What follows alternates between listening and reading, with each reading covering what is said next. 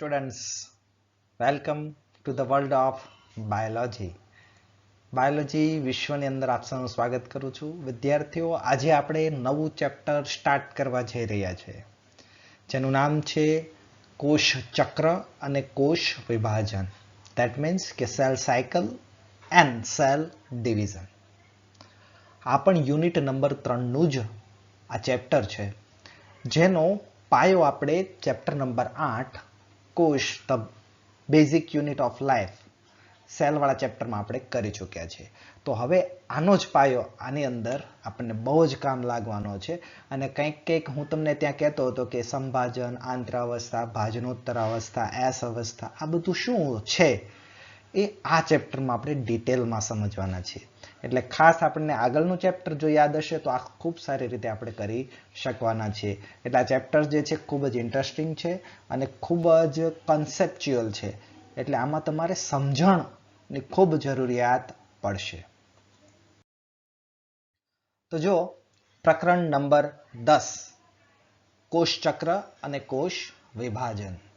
વિદ્યાર્થીઓ, આજે આપણે બેઝિક ઇન્ટ્રોડક્શનની જ ચર્ચા કરવાના છીએ. પ્રીવિયસ લેક્ચરની જો આપણે વાત કરીએ વિદ્યાર્થીઓ તો એની અંદર સેલમાં આપણે સમજ્યા હતા સેલ થિયરી, કોષવાદ.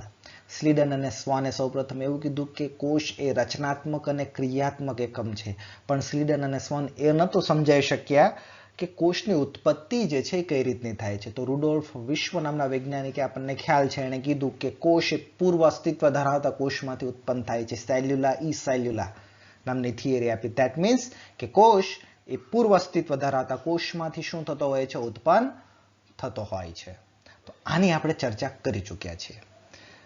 તો આનું આપણે હવે ડિટેલમાં સમજવાનું છે કે એક સેલ સાયકલ એટલે શું છે અને કોષ વિભાજન એટલે શું.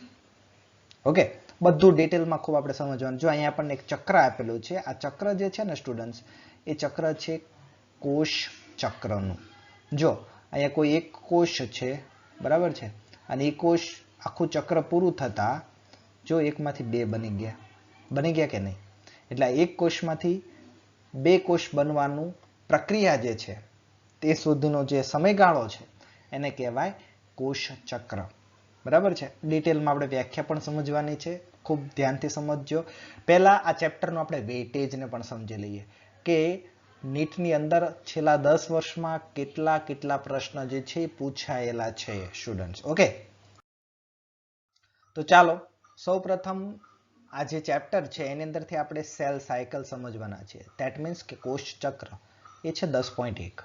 ઓકે, પછી એ માઇટોસિસ, અસંભાજન, બરાબર છે, પછી માઇટોસિસ, સંભાજન, અને મિયોસિસ, ધેટ મીન્સ કે અધિકરણ.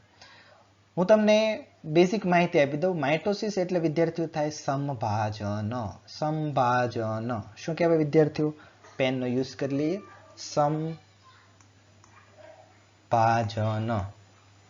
સંભાજન. સંભાજનમાં વિદ્યાર્થીઓ યાદ રાખવાનું, એક કોષમાંથી કેટલા કોષ બનશે? બે બને. સર, માઇટોસિસ એટલે એક કોષમાંથી બે કોષનું બનવું. અત્યારે આટલું યાદ રાખી લો. અને અહીંયા જે આપણને લખેલું છે મિયોસિસ, એની અંદરથી એક કોષમાંથી બે અને બે ના ટોટલ 4. એટલે એક સેલ જે હોય છે એ એક સેલમાંથી ટોટલ કેટલા બને? 4 બને. જો એક કોષમાંથી 4 બને તો એને કહેવાય મિયોસિસ એટલે કે અધિકરણ, અને એક કોષમાંથી 2 બને તો એને કહેવાય સંભાજન. જો એકમાંથી 4 તો સ્ટુડન્ટ્સ મિયોસિસ એટલે કે અધિકરણ, એકમાંથી 2 તો માઇટોસિસ, ધેટ મીન્સ કે સંભાજન. Okay, clear? આટલું યાદ રાખો અત્યારે. પછી આપણે ખૂબ ડિટેલમાં સમજવાનું કેમ સર એકમાંથી 2 અને એકમાંથી 4 એ કેવી રીતે, આ બધું સમજશું. પહેલા તો આ ટોપિક છે આપણા. આ ટોપિકમાંથી જો આપણે સ્ટુડન્ટ્સ અહીંયા એનાલિસિસ આપણે સમજી લઈએ કે 2008 થી લઈ અને 2017 સુધી કન્ટિન્યુઅસલી 9 to 10 યર્સની અંદર કેટલા પ્રશ્ન આ ચેપ્ટરમાંથી, કયા ટોપિકમાંથી કેટલા પ્રશ્ન પૂછાયેલા છે. જો 10.1 ની વાત કરીએ તો 10 વર્ષની અંદર સેલ સાયકલમાંથી એટલે કે કોષ ચક્રમાંથી 32 ક્વેશ્ચન અત્યાર સુધીમાં પૂછાઈ ગયા છે વિદ્યાર્થીઓ. બરાબર છે. ફક્ત ને ફક્ત સેલ સાયકલમાંથી છેલ્લા 10 વર્ષમાં 32 ક્વેશ્ચન્સ જેટલા પૂછાઈ ગયા છે.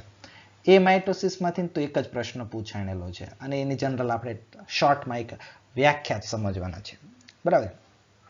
ત્યાર પછી 10.3 ની જો વાત કરીએ તો એ છે સંભાજન. વિદ્યાર્થીઓ, સંભાજન એટલે એકમાંથી બે કે એકમાંથી ચાર? સર, એકમાંથી બે. ઓકે, તેમાંથી 27 question, very very most IMP 10.4, એમાંથી કેટલા પૂછાણા સ્ટુડન્ટ્સ? 43, સર. અને અધિકરણ એટલે એકમાંથી બે કે એકમાંથી ચાર? સર, એકમાંથી ચાર કોષનું બનવું. તો આપણે અધિકરણ બધું જ આપણે તો વેઇટેજ સરખું જ આપવાનું છે, પરંતુ સંભાજન અને અધિકરણમાંથી મેક્સિમમ પ્રશ્ન પૂછાણા છે એવું આપણે કહી શકીએ. ઓકે, તમને આની પીડીએફ પણ મળી જ જશે, બરાબર છે. તમારે સ્ક્રીનશોટ લેવો હોય તો આપણે એને થોડું ક્લીન કરી દઈએ. ઓકે, તો હવે તમે આનો સ્ક્રીનશોટ પણ લઈ શકો, પીડીએફ પણ હું સેન્ડ કરતો જ રહું છું. ઓકે, આગળ વધીએ, કરીએ. તો વિદ્યાર્થીઓ, હવે આપણે આવીએ ચેપ્ટરની શરૂઆતમાં. તો હવે આપણે ચેપ્ટરને સ્ટાર્ટ કરી રહ્યા છીએ. પહેલો જ ટોપિક છે સજીવમાં વૃદ્ધિ માટે કોષ વિભાજનની શું અગત્યતા છે. આપણે, તમને ખ્યાલ હશે કે જ્યારે કોઈ મધર હોય, બરાબર છે, એ જ્યારે પ્રેગ્નેન્ટ બને, બરાબર છે, પ્રેગ્નેન્ટ બને છે ત્યારે શું થતું હોય છે સૌથી પહેલી પ્રોસેસમાં? તો કે મધરના અંડકોષ, બરાબર છે, અને ફાધરના શુક્રકોષ, એ બંને ભેગું થાય છે એટલે એક સિંગલ સેલ બને છે, જેને આપણે શું કહે છે સ્ટુડન્ટ્સ? યુગ્મનજ. યુગ્મનજ, જો આગળની સ્લાઇડમાં શબ્દ આવી ગયો. આ યુગ્મનજ એક જ કોષ હતો, બરાબર છે. યુગ્મનજ શું હતો? એક જ કોષ હતો. યુગ્મનજ એક જ કોષ હતો. યુગ્મનજ કેવો હતો? એક જ કોષ હતો. એ એક કોષમાંથી ધીમે ધીમે એકમાંથી બે, બેમાંથી ચાર, ચારમાંથી આઠ, આઠમાંથી 16, એ રીતનું કોષની અંદર શું થયું? વિભાજન થયું. અને એક 9 મહિનાના અંતે એક બાળક છે એ શું થાય છે? ઉત્પન્ન થાય છે. પછી એ બાળકમાં હજી વૃદ્ધિ તો ચાલુ જ રહે છે ને. પછી બાળક 1 વર્ષનું થાય, 2 વર્ષનું થાય, 3 વર્ષનું થાય, પુખ્ત વયનો થાય, બરાબર. પછી એ 50 વર્ષનો થાય, વૃદ્ધ બને. તો આજે આખી જે પ્રોસેસ થઈ રહી છે સ્ટુડન્ટ, એક બાળક એક સિંગલ સેલમાંથી છેલ્લે એક વ્યક્તિ વૃદ્ધ બન્યો, તો આ વૃદ્ધિની જે પ્રોસેસ થઈ એમાંથી જે કાંઈ દેહધાર્મિક બાહ્યકીય ફેરફાર થયા, એ ફેરફાર, ધેટ મીન્સ કે જે વૃદ્ધિ થઈ, બરાબર છે, એની અંદર જે વિકાસ થયો, એની અંદર જે વિભેદન થયું, આ બધામાં અગત્યનું કોણ કારણ હતું? તો કે કોષ છે ને ડબલ થયા ને એટલે. સર, પહેલા તો એક જ કોષ હતો, જીવનની શરૂઆતમાં એક જ કોષ હતો. આપણે જાણીએ છીએ બધા જ સજીવોની શરૂઆત એક જ કોષથી થાય છે, જેને આપણે યુગ્મનજ કહીએ છીએ. અને આ યુગ્મનજ પછી અત્યારે તો આપણી બોડી જે હોય ને વિદ્યાર્થીઓ, અત્યારે આપણે જે પુખ્ત છે ને, આપણી બોડીની અંદર અત્યારે 1014 કોષો છે સ્ટુડન્ટ. કેટલા સેલ્સ છે? 10 પાછળ 14 શૂન્ય લાગે એટલા બધા સેલ્સ છે. તો પહેલા તો એક જ સેલ હતો, એમાંથી આટલા બધા સેલ થયા કેવી રીતે? તો with the help of the cell division, એકમાંથી બે, બેમાંથી ચાર, ચારમાંથી આઠ, આઠમાંથી 16, 32, 64, 128 વગેરે વગેરે વગેરે રીતે થયું. ધેટ મીન્સ કે આપણી જ્યારે વૃદ્ધિ થાય છે એની પાછળ જવાબદાર રીઝન છે કોષ વિભાજન. અને આ એકમાંથી બે કોષ જે બને છે, એ રુડોલ્ફ વિશ્વએ તો એવું કીધું કે કોષ છે પૂર્વ અસ્તિત્વ ધરાવતા કોષમાંથી જ બને. પરંતુ એકમાંથી બે બને છે કેવી રીતે, એ પ્રોસેસ આ ચેપ્ટરમાં સમજવાની છે. માત્ર સ્ટેટમેન્ટ્સ આપણે આપવાનું નથી. ઓકે, તો આઈ હોપ કે તમને ક્લિયર થયું છે કે સંભાજનનું મહત્વ કઈ રીતનું, કોષનું જે વિભાજન થાય છે એની અંદર સજીવની વૃદ્ધિ પાછળ જવાબદાર પરિબળ તરીકે કોષ વિભાજન કઈ રીતનું બને છે એને આપણને ખ્યાલ આવ્યો. તો જો સજીવો સૂક્ષ્મ સંરચના ધરાવતા હોય કે પછી વિશાળ શરીર ધરાવતા હોય, કોઈ એક નાનામાં નાનો કોષ હોય કે પછી ખૂબ જ મોટી સાઈઝનો એક હાથી ભલે ન હોય, બરાબર છે, પરંતુ એના જીવનની શરૂઆત, પ્રત્યેક જીવનની શરૂઆત એક જ કોષથી થાય છે. અને એ કોષનું નામ શું છે સ્ટુડન્ટ? ફલિતાંડ, યુગ્મનજ, જેને ઝાયગોટ તરીકે પણ ઓળખીએ છીએ. એટલે નાનામાં નાનું કોષ કેમ ન હોય? કીડીથી લઈ અને હાથી, કીડી એક સૂક્ષ્મ સજીવ છે, હાથી એક મહાકાય સજીવ છે, પરંતુ આની શરૂઆત નાના નાના કીડીની શરૂઆત પણ એક યુગ્મનજથી નથી થઈ હતી, ફલિતાંડથી નથી થઈ હતી, કે ઇંગ્લિશમાં એને કહે ઝાયગોટથી નથી થઈ હતી, કે એક હાથીના જીવનની શરૂઆત, હાથી આટલો બધો દેખાય છે મોટો, એની અંદર કેટલા બધા સેલ્સ છે, પરંતુ પહેલા તો શરૂઆતમાં એક જ સેલ હતો, પછી વિભાજન થયું, વિભાજન પામ્યું, વિભાજન પામ્યું, વિભાજન પામીને એક હાથી બને છે સ્ટુડન્ટ. સમજાય છે? એટલે આ લાઈન જે છે ને સ્ટુડન્ટ્સ વેરી વેરી ઇમ્પોર્ટન્ટ છે. હું હાઇલાઇટ પણ કરીશ જેથી કરીને તમને વધારે ક્લિયર થાય. બરાબર છે? પ્રત્યેક જીવનની શરૂઆત એક ફલિતાંડથી થાય છે સ્ટુડન્ટ. કોનાથી થાય છે? ફલિતાંડથી થાય છે. હવે તમને એમ થાય સર આ ફલિતાંડ એટલે શું? 8મા ચેપ્ટરમાં મેં સમજાવ્યું જ હતું, ફરીથી સમજી લો. ફલિતાંડ જે છે એ શું છે? તો કે માતૃકોષ મધરમાંથી શું આવતું હોય? અંડકોષ, અને ફાધરમાંથી શુક્રકોષ આવતું હોય. બરાબર છે? એમાં આપણે જાણીએ છીએ કે અંડકોષ અને શુક્રકોષ બંને એકકીય છે, એટલે એની અંદર રંગસૂત્ર જોડમાં હોતા નથી. રંગસૂત્ર જોડમાં હોતા નથી. બરાબર છે? એટલે કેવું હોય? શુક્રકોષ પણ એકકીય હોય અને અંડકોષ પણ કેવું હોય સ્ટુડન્ટ્સ? એકકીય હોય. આ બંને જેવા ભેગા થાય એટલે આ એક સેલ બન્યો. આ એક સેલને શું કહેવાય સ્ટુડન્ટ? ફલિતાંડ કહેવાય. શું કહેવાય? ફલિતાંડ કહેવાય. આનાથી જ હવે એમ કહીએ કે હવે બાળક બનશે. બરાબર છે? એટલે આ ફલિતાંડથી જ જીવનને શું થવાની છે? શરૂઆત થવાની. એટલે આ જે સેલ્સ છે ને સ્ટુડન્ટ, આ જે આપણે 2n કીધું ને, આ 2n એ શું છે? એક્ઝેક્ટલી ફલિતાંડ છે સ્ટુડન્ટ. શું છે? ફલિતાંડ છે. આ ફલિતાંડ જ જીવનની શરૂઆત માટે જવાબદાર છે. આઈ હોપ કે તમને આ વાક્ય છે એ સમજાણું હશે. હવે આગળ વધીએ. કેવી રીતે? તો કે માદા અને નરના જનન કોષો. આ સ્ટુડન્ટ જનન કોષ એટલે શું? જનન કોષ એટલે શુક્રકોષ એક જનન કોષ છે, અંડકોષ પણ એક જનન કોષ છે. બરાબર છે? એ બંનેનું ફલન થાય. શું થાય? ફલન થાય. ને એનાથી શું બને છે? ફલિતાંડ. મેં હમણાં જ સમજાવ્યું કે ઝાયગોટ બને કેવી રીતે? તો કે શુક્રકોષ અને અંડકોષ ભેગું થાય ને એને સર ફલિતાંડ કહેવાય. બરાબર છે? એ બંને ભેગા થાય એટલે ફલન થયું ને એનાથી ફલિતાંડ બને. બરાબર છે? અને એ એક કોષીય રચના કહેવાય. 2n છે એની અંદર તો શું થઈ ગયું? આ એક કોષીય જ રચના કહેવાય. હાલાકી એની અંદર 2n બોલીએ છીએ એટલે ફલિતાંડ હોય હંમેશા દ્વિકીય, કારણ કે એકકીય શુક્રકોષ અને અંડકોષ બંને ભેગું થયું એટલે n ભેગું થયું એટલે 2n, પરંતુ સેલ તો એક જ છે. બરાબર છે? એટલે આથી ફલિતાંડ જે છે એકકીય દ્વિકીય કોષ છે, પરંતુ એક કોષીય કહેવાય. શું? ફરીથી બોલું છું. સેલ કહેવાય એક કોષીય, ફલિતાંડ છે એક કોષીય, પરંતુ એની અંદર જે ન્યુક્લિયસને કારણે જે રંગસૂત્ર જે હોય છે જોડમાં હોય છે, આપણે એને કહીએ છીએ દ્વિકીય પરંતુ એક કોષીય. સેલ આખું છે એક, બરાબર છે? અને એની અંદર રંગસૂત્ર કેવા છે? જોડમાં છે, એટલે આપણે એને કહીએ છીએ 2n. જો આ વાક્યને હજી સમજીએ. હવે જો ફલિતાંડ, આ જો ફલિતાંડ આપણે ઇંગ્લિશમાં શું કહીએ છીએ સ્ટુડન્ટ? ઝાયગોટ. ઝાયગોટ એટલે આ ફલિતાંડ લખ્યું છે એ જ. હવે જો સમજો, આ શું છે? આ શુક્રકોષ. ધોરણ 10 માં તમે આવું કંઈક ભણ્યા છો. આ શું છે? શુક્રકોષ. આ જે મોટું દેખાય છે ને સ્ટુડન્ટ, આ છે ને અંડકોષ છે. હવે એ આ શુક્રકોષ છે અંડકોષની અંદર દાખલ થઈ ગયું. બરાબર છે? એટલે જો શુક્રકોષ અને અંડકોષ આ એક જ સેલ્સમાં આવી ગયા અને આને આપણે કીધું ઝાયગોટ. આવું જો થઈ જાય ને, ફલિતાંડ જો એક વખત બની જાય ને, તો પછી આગળ બાળક બનવાની પ્રોસેસ છે શું થતી હોય છે? સ્ટાર્ટ થતી હોય છે સ્ટુડન્ટ્સ. ઓકે. હવે ફલિતાંડ જે છે એ સતત શું પામે છે? કોષ વિભાજન પામે છે. એક વખત આવું બની ગયું, બરાબર છે? જો આને થોડું રફ કરીએ એટલે કન્ફ્યુઝન ન થાય. એક વખત આ જે ઝાયગોટ છે એ બની જાય, બરાબર છે, પછી એ વારંવાર શું પામે છે? વિભાજન પામે છે.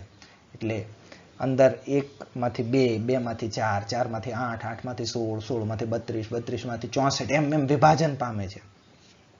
અને પછી વિભાજન પામવાની સાથે સાથે પછી વિભેદન પ્રોસેસ ચાલુ થાય. હવે વિભેદન એટલે શું? તો કે જો સમજી લો કે શરૂઆતમાં તો આ જે ફલિતાંડ છે એ વિભાજન પામે રાખે.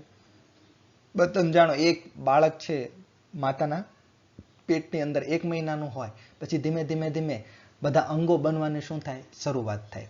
પછી ધીમે ધીમે હૃદય બનવાની શરૂઆત થાય. બરાબર છે? કિડની બનવાની શરૂઆત થાય.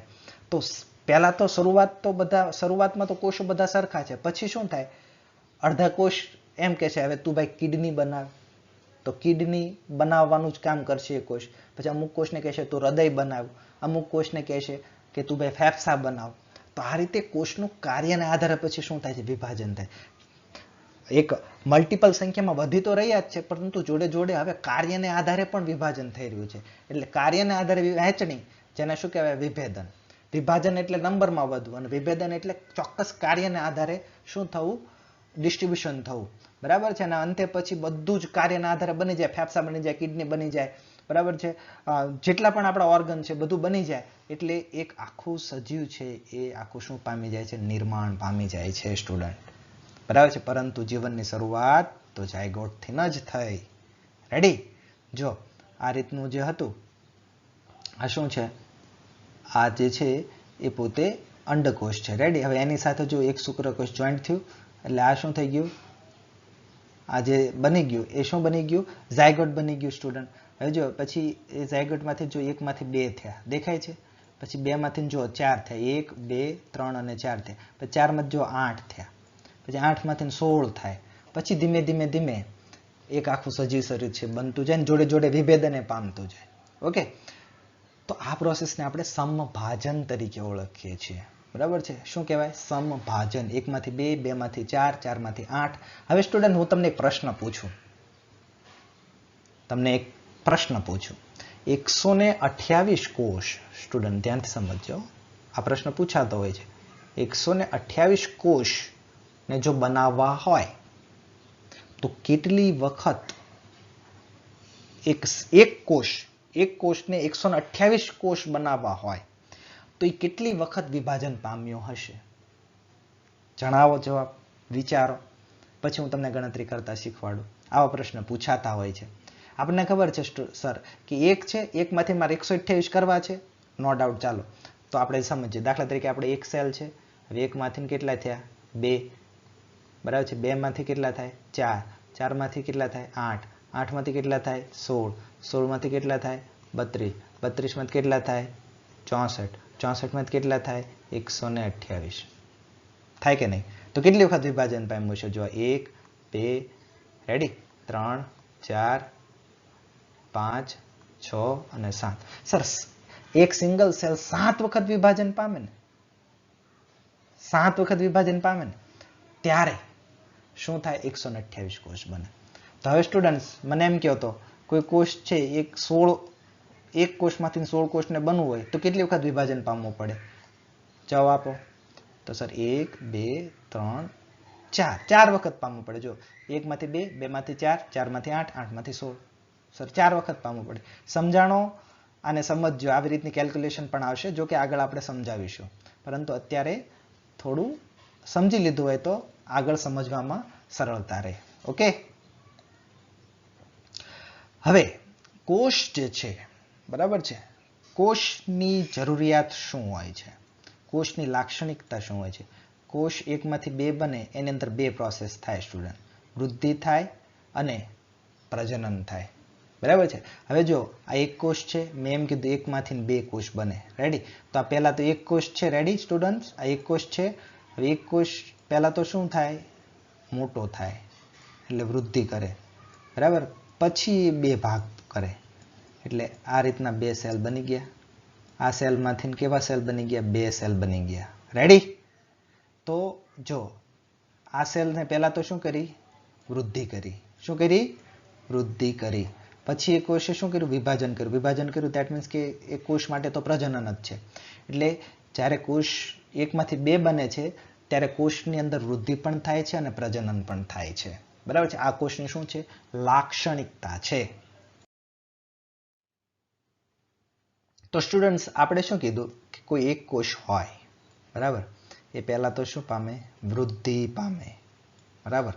અને પછી પોતે શું થાય, વિભાજન પામે. બરાબર? તો આ એક સેલ હતો, આ એક કોષમાંથી ના 2 બન્યા ને, તો આ જે કોષ છે ને માતૃકોષ કહેવાય. શું કહેવાય? માતૃકોષ. માતૃકોષ એટલે કે એનાથી, અને આ કોષ છે આ શું છે, બાળકોષ છે. રેડી? બાળકોષ કેટલા, એક માતૃકોષમાંથી કેટલા બાળકોષ બન્યા, 2 બન્યા, બરાબર. હવે તમને વિચારી શકો કે એક કોષ છે એમાંથી 2 કોષ બને છે, તો એની માટે મારે શું કરવું પડે? તો કે મારે ટૂંકમાં એક કોષમાંથી મારે 2 કોષ બનાવવા છે, એટલે 2 ભાગ પાડવા છે. એક કોષના મારે શું કરવું છે? 2 ભાગ પાડવા છે. તો તમે વિચારી શકો કે મારે કોઈ ઘર છે, એ ઘરના મારે 2 ભાગ પાડવા છે, બરાબર છે. તો શું કરવું પડે મારે? તો પહેલાં તો ઘરની જેટલી વસ્તુ હશે એ બધી મારે શું કરવી પડે? ડબલ કરવી પડે. તો હું સરખા ભાગ પાડી શકું ને, કે નહીં? સમજાય છે? એમ કોષની અંદર બધી અંગિકાઓ હોય, કણાભસૂત્ર હોય, ગોલ્ગિકા હોય, લાઇસોઝોમ હોય, આ બધી મારે ડબલ કરવી પડશે. કોષ કેન્દ્રને મારે શું કરવું પડશે? ડબલ કરવું પડશે. તો હું સરખા 2 ભાગ પાડી શકું ને. એટલે પહેલાં તો કોષ છે, માતૃકોષ છે, પહેલાં તો વૃદ્ધિ કરે. શું કરે? વૃદ્ધિ કરે. બધી સંખ્યા છે ડબલ કરે. પછી એ પોતે શું કરે છે? ભાગ પાડે છે. એટલે અહીંથી આ જે પ્રોસેસ થઈ આને શું કહેવાય? વૃદ્ધિ. ધેટ મીન્સ કે ગ્રોથ. ગ્રોથ એટલે વૃદ્ધિ. અને પછી શું થયું? તો કે વિભાજન થયું. વિભાજન ધેટ મીન્સ કે પ્રજનન. સમજાઈ ગયું? આગળ હું સમજાવી જ ચૂક્યો છું, એની જ વસ્તુ આપણે વાત કરીએ. હવે જો અને રફ કરી નાખીએ વ્યવસ્થિત. ઓકે, જો તો હવે તમને ખ્યાલ આવ્યો કે માતૃકોષ છે એ પોતે શું કરે છે? વિભાજન દ્વારા 2 બાળકોષો ઉત્પન્ન કરે છે. પરંતુ માતૃકોષ શરૂઆતમાં વૃદ્ધિ કરે અને પછી શું કરે છે? વિભાજન કરે છે, બરાબર છે. અને એ પોતે નવા બાળકોષો છે એ શું કરે છે? ઉત્પન્ન કરે છે. અને એ નવા બાળકોષો ફરીથી પાછી વૃદ્ધિ કરે, વિભાજન કરે. ખ્યાલ આવે છે? જો સમજો, પહેલા એક માતૃકોષ હતો, એને વૃદ્ધિ કરી, વૃદ્ધિ કરીને એને 2 બાળકોષો ઉત્પન્ન કર્યા. પછી આ બાળકોષ પાછું શું કરશે? વૃદ્ધિ કરશે. એ ફરીથી પાછા 2 બાળકોષો ઉત્પન્ન કરશે. સેમ આ કોષ હોય તે વૃદ્ધિ કરશે, ફરીથી પાછા 2 બાળકોષો ઉત્પન્ન કરશે. એટલે આ જો એકમાંથી આ 2 કોષ બન્યા, બરાબર છે. પછી આ 2 કોષમાંથી પાછા જુઓ, આના 2 નાના 2, એટલે ટોટલ કેટલા થાય? 4. પછી એ 4 પાછા આગળના 8 કરે. આમ પ્રોસેસ છે કન્ટિન્યુઅસલી ચાલુ રહે, કે નહીં? ઓકે, તો આ વસ્તુ બોલાય નહીં. રેડી? હવે જો અહીંયા આપણને પ્રોસેસ પણ આપેલી છે, આ વસ્તુને સમજી લઈએ. હવે જો મેં જે અત્યારે સમજાવ્યું કે આ પેરેન્ટ સેલ છે. પેરેન્ટ સેલ છે એટલે પેરેન્ટ એટલે માતૃ, આપણા માતૃકોષ છે, બરાબર. એણે પહેલાં શું કર્યું? તો કે પહેલાં વૃદ્ધિ કરી. વૃદ્ધિ કરીને એણે શું કર્યું? 2 બાળકોષો ઉત્પન્ન કર્યા. રેડી? પછી એ બાળકોષ છે ફરીથી પાછા વૃદ્ધિ કરીને ફરીથી પાછા બીજા બાળકોષો છે હંમેશા શું કરતું હશે? ઉત્પન્ન કરતું હશે સ્ટુડન્ટ. તો એ જ વસ્તુ અહીંયા આપેલી છે. એક જ કોષ લાખો કોષો ધરાવતી બંધારણીય રચના ધરાવે છે. એક કોષ છે ને લાખો વખત વિભાજન પામી શકે છે, બરાબર છે. કોઈ કોષ છે એ કેટલી વખત વિભાજન પામશે એનો પણ એક ચોક્કસ સમયગાળો હોય છે વિદ્યાર્થીઓ. એને એની સેલની લાઈફ સાયકલ કહેવાય, બરાબર છે. એ સેલની પણ એક એજ હોય છે કે આટલી વખત છે પોતે શું પામે છે? વિભાજન પામશે. એ નક્કી જ હોય છે, બરાબર છે. એ પણ તમારે યાદ રાખવું. પરંતુ સેલ છે હંમેશા કંટ્રોલમાં વિભાજન પામે. જો 1માંથી 2 થયા, બરાબર છે, પછી 2માંથી 4 થયા, પણ એ સેલ જે છે એ કેટલી વખત 1માંથી 2, 2માંથી 4, 4માંથી 8 બનાવશે એનો એક ટાઈમ નક્કી હોય છે. પરંતુ જ્યારે આપણી બોડીમાં આનું ડિસ્ટ્રીબ્યુશન હટી જાય, કંટ્રોલ બહાર જતું રહે, કોષો ઉત્પન્ન થયા જ રાખે અનિયંત્રિત પ્રમાણમાં, તો ત્યાં કોષોની ગાંઠ થઈ જાય, કેન્સર થઈ જાય સ્ટુડન્ટ. એટલે કોષોનું વિભાજન હંમેશા નિયંત્રિત માત્રામાં થવું જરૂરી છે. અનિયંત્રિત માત્રામાં થશે તો એને આપણે કેન્સર કહેતા હોઈએ છીએ સ્ટુડન્ટ. રેડી? તો આ વસ્તુ પણ ભૂલાય નહીં. જો પુખ્ત વ્યક્તિની અંદર આ એનસીઆરટીનો આંકડો છે, આપણા સેલની અંદર 1014 જેટલા કોષો છે સ્ટુડન્ટ. શરૂઆત તો એક ફલિતાંડથી થઈ હતી, પણ પછી કોષો વિભાજન પામતા ગયા અને અંતે 1014 થઈ ગઈ, બરાબર છે. આટલા બધા સેલ છે. રુડોલ્ફ વિશ્વનું એવું કહેવું હતું કે ઓમની સેલ્યુલા ઈ સેલ્યુલા, ધેટ મીન્સ કે કોષ એ પૂર્વ અસ્તિત્વ ધરાવતા કોષમાંથી જ ઉત્પન્ન થાય છે. પરંતુ એ સાબિત નહોતા કરી શક્યા કે આ કઈ રીતનું થશે. હવે આપણે આને સાબિત કરીશું. ઓકે, સ્ટ્રાસબર્ગરનું પણ એવું કહેવું હતું કે કોષ કેન્દ્ર, જો તમે વિદ્યાર્થીઓ સમજી શકો, એક કોષમાંથી 2 કોષ બને છે, ધેટ મીન્સ કે એની અંદર બધી અંગિકાઓ ડબલ થાય છે અને કોષ કેન્દ્ર પણ ડબલ જ થતા હશે. તો આનું સ્ટ્રાસબર્ગરનું એવું માનવું હતું કે નવું કોષ કેન્દ્ર એ પૂર્વ કોષ કેન્દ્ર ધરાવતા કોષમાંથી ન જાય. જેમ કોષ છે પૂર્વ કોષમાંથી આવે, એમ સ્ટ્રાસબર્ગરનું માનવું હતું કે નવું કોષ કેન્દ્ર એ પૂર્વ અસ્તિત્વ ધરાવતા કોષના કોષ કેન્દ્રમાંથી ન જ આવતું હોય છે. ક્લિયર? સમજીએ કોષ વિભાજન. તો વિદ્યાર્થીઓ સેલ જે ડિવાઈડ કરે છે એના મુખ્યત્વે 3 પ્રકાર છે. એનસીઈઆરટીમાં આપણને આ પ્રકાર આપેલો નથી, બરાબર છે. એક તો સંભાજન, અને ઇંગ્લિશમાં આપણે સ્ટુડન્ટ શું કહીએ છીએ? ચાલો કહો તો સંભાજનને ઇંગ્લિશમાં શું કહીએ છીએ? તો સર માઇટોસિસ કહેવાય. શું કહેવાય? માઇટોસિસ કહેવાય. એનું બીજું નામ છે સમસૂત્રી ભાજન. હવે સ્ટુડન્ટ સંભાજનમાં એકમાંથી કેટલા થાય? 2 થાય. અર્ધસૂત્રી ભાજન ધેટ મીન્સ કે અધિકરણ, જેને ઇંગ્લિશમાં મિયોસિસ કહે છે, તો એમાંથી એકમાંથી કેટલા સેલ બને? સર 1માંથી 4 બને. અસંભાજન, એમાં સરખું વિભાજન નથી થતું, એવા પ્રકારના વિભાજનને આપણે અસંભાજન કહીએ. એને આપણે લાસ્ટમાં સમજશું. પરંતુ અત્યારે આપણને એટલું ક્લિયર હોવું જોઈએ કે કોષ વિભાજનના મુખ્યત્વે 3 પ્રકાર છે. હવે તમને એમ થાય કે સંભાજન જે છે એકમાંથી 2 થાય છે, એની પાછળના કારણો કયા કયા? કોષ શું કામ એકમાંથી 2 થયો? બરાબર, એક ઘરના 2 ભાગ શું કામ પાડ્યા? સમજાય છે ને? તો આ જે વિભાજન થાય છે એનું કારણ શું છે? તો અલગ અલગ 2 સિદ્ધાંત છે. પહેલો સિદ્ધાંત આપણે સમજીએ, કર્ણ પ્લાઝમ સિદ્ધાંત. સ્ટુડન્ટ કયો છે? કર્ણ પ્લાઝમ સિદ્ધાંત. ધેટ મીન્સ કે હર્ટવિંગ કર્ણ નામના વૈજ્ઞાનિકે આપેલો હતો, બરાબર છે.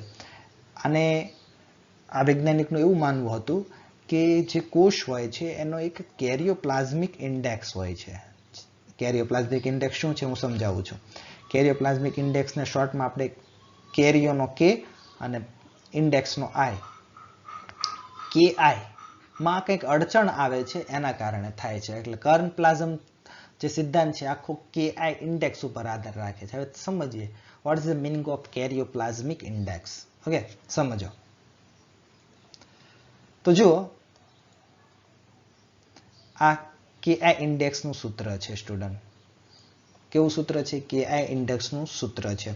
480 પિક્સલની અંદર સ્ટુડન્ટ જોજો તો અને તો જ આ સૂત્ર દેખાશે. 280 માં કે 144 માં જોશો કે 360 માં બહુ સારું દેખાશે ને. એટલે જ્યારે તમે વિડીયો જોવો છો ત્યારે 480 ની અંદર જોવો તો આવા નાના નાના જે ડિફરન્સીસ છે એ તમને ક્લિયર થાય. તો જો સમજીએ, KI = VN upon VC minus VN. Sir બાયોલોજીમાં ક્યાં મેથેમેટિક્સ પાછું આવી ગયું? પણ થોડું ઇઝી છે, આપણે સમજીએ VN નું મૂલ્ય શું થાય. સ્ટુડન્ટ્સ, VN ધેટ મીન્સ કે N ફોર કોષ કેન્દ્રનું કદ, બરાબર છે. ત્યાર પછી VC ની વાત કરીએ તો VC એટલે ટોટલ કોષનું કદ કેટલું છે. રેડી? અને VN તો આપણે સમજી જ ગયા છે કોષ કેન્દ્રનું કદ. પરંતુ સ્ટુડન્ટ્સ VC માઇનસ VN કરશું તો આપણને મળી જશે કોષ રસનું કદ. હવે જો સમજો, આ કોષ કેન્દ્ર છે. ઓકે, તો કોષ કેન્દ્રને આપણે ન્યુક્લિયસ કહીએ. ધેટ મીન્સ કે N. રેડી? હવે આ છે એ શું છે? આખો કોષ થયો, બરાબર છે. તો આખો કોષ છે, બરાબર છે. આખા કોષના કદને આપણે શું કીધું છે? VC કીધું છે. અને આ તો કોષ કેન્દ્ર થઈ ગયું, આ કોષ કેન્દ્ર થઈ ગયું. તો વધુ શું? કોષ રસ. રેડી? તો કોષ રસને મારે શોધવું હોય તો હું એમ કરું તો ચાલે કે નહીં? આ VC માંથી VN ને બાદ કરી નાખું તો વધે શું? કોષ રસ. એટલા માટે એ નીચે આપણને લખેલું છે. ઓકે, તો ધ્યાનથી સમજજો. હવે જો જેમ જેમ જેટલો કોષ નાનો હોય ને સ્ટુડન્ટ, એટલું KI વેલ્યુ ઊંચી હોય. જેટલો કોષનું કદ નાનું હોય, કોષનું કદ નાનું છે એટલે કોષ રસ ઓછું છે, બરાબર છે. કોષ રસ ઓછું છે એટલે અંદરનું જે કોષ કેન્દ્ર છે એ કોષ રસની બધી અંગિકાનું શું કરી શકે? નિયમન. કોષનું નિયમન કોણ કરે? કોષ કેન્દ્ર કરે. એથી જ આપણે એને ડાયરેક્ટર ઓફ સેલ કીધું હતું, કંટ્રોલર ઓફ સેલ કીધું હતું. તો કોષ રસ બહુ, કોષનું કદ નાનું છે એટલે કોષ રસ ઓછો હોવાનો. તો કોષ કેન્દ્ર સારામાં સારું એનું શું કરી શકે? નિયમન કરી શકે. પણ જો કોષનું કદ બહુ મોટું હોય, બરાબર છે, તેની અંદર કોષ રસ વધારે હોવાનો, તો પછી કોષ કેન્દ્ર છે ને એ આખા કોષ રસનું વિભાજન કરી શકે નહીં. સમજાય છે? સમજી લો કે આપણો ભારત દેશ છે. રેડી? હવે ભારત દેશનું આખું નિયમન છે એ ક્યાંથી થાય? એનું હેડક્વાર્ટર ક્યાંથી છે? દિલ્હી, બરાબર છે. તો દિલ્હી આપણું કોષ કેન્દ્ર થયું. આખો ભારત દેશ છે આપણું શું થયું? કોષ થયું. હવે આજુબાજુનું જે છે દિલ્હીના આજુબાજુનું છે બધું કોષરસ સમજી લો તો દિલ્હી દ્વારા ત્યાં બધા રાજ્યનું નિયમન થાય છે પરંતુ એવું થયું કે ભારતે યુદ્ધ લડ્યું અને પાકિસ્તાન ને કઝાકિસ્તાન ને બધું જીતી લીધું તો ભારતની સાઇઝ વધી ગઈ તો એ દિલ્હી એકલા હેડક્વાર્ટરથી પહેલાં તો થઈ શકતું હતું ભારત થોડું સાઇઝની દ્રષ્ટિએ કમ્ફર્ટ હતું એટલે ભારતનું નિયમન કરી શકતું પણ હવે આટલા બધા દેશ થઈ ગયા તો હવે શું કરવું પડે ભારતના અંદર શું કરવું પડે એના વિભાજન કરીને ન્યાય આપણે નવું હેડક્વાર્ટર બનાવી દઈએ તો ચાલે કે ન ચાલે એટલે જ્યાં સુધી કોષનું કદ નાનું હોય છે ને તો KI વેલ્યુ ઊંચી હોય છે બરાબર છે નિયમન થઈ શકે છે કેમ કારણ કે કોષરસની માત્રા ઓછી હોય છે પરંતુ જ્યારે કોષની જે કોષનું કદ છે એ વધારે વધી જાય બરાબર છે તો પછી કોષ કેન્દ્ર છે એનું નિયમન કરી શકતો નથી જો આ નાનું છે તો નિયમન થયું પરંતુ હવે આ કોષ બહુ મોટો થઈ ગયો છે તો એનું નિયમન કરી શકે નહીં નિયંત્રિત નિષ્ફળતા એની અંદર આવી જાય છે કોષ કેન્દ્ર આખાનું નિયમન કરી શકતો નથી એવી સ્થિતિમાં શું કરવું પડે કોષ કેન્દ્રના 2 ભાગ કરી દેવા પડે તો જ નિયમન કરે કે નહીં